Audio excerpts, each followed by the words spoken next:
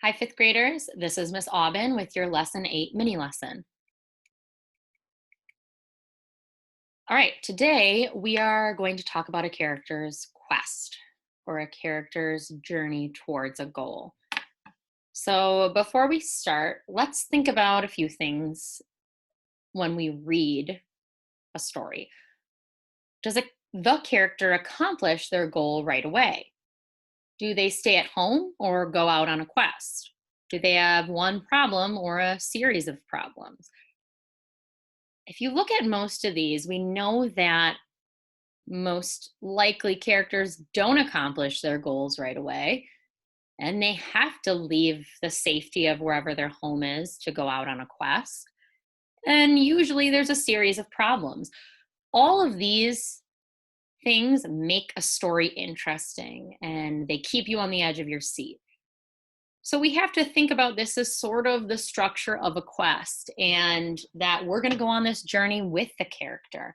So it's really important to know and follow a quest structure so that we can kind of tag along with the character and know where they are. Fantasy readers realize that most fantasy stories follow a quest structure. Usually, there is both an internal and external quest, and we're going to talk more about that. But when you get into more complex books with more complex characters, you're going to see these different types of quests side by side, and it makes the story that much more interesting. So, your job is to investigate and understand the internal and external quest. Okay, before I get into these two things, we want to break down the words external and internal, just so we're aware of what we're looking at. So when I say external, I'm talking about outside, more of the things that you can see. Like if you've ever heard the word extrovert, it's a person who's very outgoing and they reach out to people. Whereas internal is more on the inside, things you can't see. And again, like an introvert is somebody who kind of keeps to themselves, is not as willing to go out to people. So we see those two words, external and internal, they can apply to a lot of different things. But in this example, they're going to apply to the types of quest. So an external quest is going to be kind of one that you can see outside of the character or that other characters could recognize. And an internal quest is going to be because you, as the reader, know more about that main character and you can kind of get inside their head and their internal dialogue. Once you recognize fantasy stories have a quest structure, you will see them all the time in the books you read and the movies you watch. When you do, think of the internal and external quests the characters have. Here's a fifth grade example of breaking down the external and internal quests from the book Harry Potter. So, this fifth grader kind of looked at the character Hermione and some of the things they said for external, afraid of getting a bad grade, because Hermione really lets people know that she really cares about her academics. Um, the other characters know that she becomes Harry and Ron's friend. But maybe some things we don't know are that, well, this fifth grader thinks that she likes Harry, but that's sort of an inference that they're making. I think she wants to get good grades, but doesn't want to be the smartest of all. So they're really trying to get inside that character's head to gather what they think that character's thinking and always wants Harry to be safe.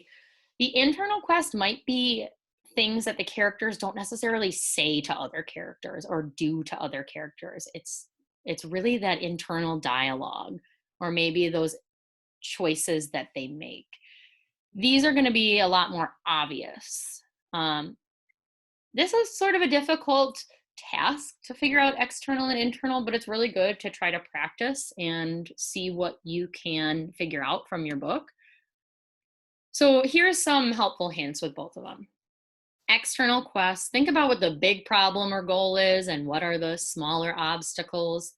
With internal, really think about what is inside the character that gets in the way. So maybe those internal flaws. What is a flaw that that character has? And what are some conflicts to overcome?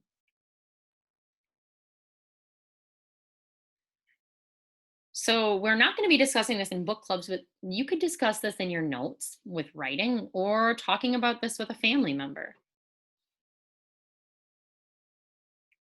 So let's do a check on what we know. Fantasy readers should figure out where the story takes place and ask what kind of place it is. Notice who has the power and gather evidence to support that idea. Learn while the character is learning. Keep track of problems and who has the problems. Suspend judgment about characters and places. Read metaphorically by considering the dragons in the story. And then consider the internal and external quest structure. So, really thinking about what that character is trying to achieve and maybe what is getting in the way of them achieving that. You might notice that other text structures the author uses besides the quest structure. So you might see flashback, for example. And why would an author use a flashback? What does it accomplish? So, lots of times, a flashback is an easy way for us to gather more information that is going to help us understand the complexity of that character. For example, if you can remember when we had the flashback about Snape and they talked about why he makes the choices he makes and why he is the way he is, a flashback's a really easy way to give the reader that information. Okay, in a different story that some of you may or may not have read called The Paper Bag Princess, Elizabeth's quest to find the prince turns into her understanding she doesn't need the prince to be happy. And this ends up being the theme. You don't need a Prince Charming to be happy. So, part of the reason we look at quests is because it really could lead us to a greater theme. Talk about your own character's quest and see if this leads you to a theme or maybe what you think could be a potential theme. So think about that external and internal, and how is that helping you to develop a theme or life lesson in your story? Okay, before we end lesson 8, I'm going to direct you again to that note taking page. And here we are for Thursday with that internal and external quest. Think about the internal and external quest the characters face. And in here, I want you to try to find at least one internal. So something that's going on inside of the character, their emotions, their flaws, something that's bothering them, and an external quest. What is that bigger thing that they are trying to achieve? Something that is a little bit more obvious and that other people in the story would know or is a lot more obvious to you as a reader. So try to come up with one in each section for your notes today. All right, guys, that is all I have, and I will see you tomorrow.